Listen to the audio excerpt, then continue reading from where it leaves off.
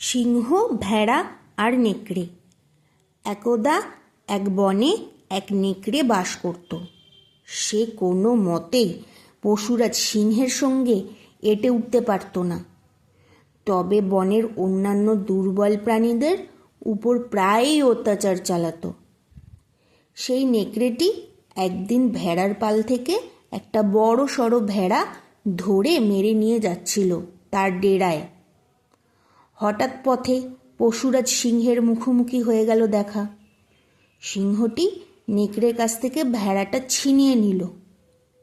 নেকড়ে তখন কিছু করতে না পেরে দূর থেকে বেশ চেঁচিয়ে বলল, আমার জিনিস এমন করে কেড়ে নেবার তোমার অধিকার নেই। সিংহ ব্যঙ্গের হাসি হেসে বলল, তোমার জিনিস? তা কোনো বন্ধুর কাছ থেকে তুমি এটা উপহার পেয়েছো নিশ্চয়ই, তাই না? এই না বলে সিংহ নেকড়ের সামনেই ভেড়াটার সদ্গতি করতে লাগলো। গল্পটির উপদেশ: বাটপাররাই চোরকে দোষ দেয়।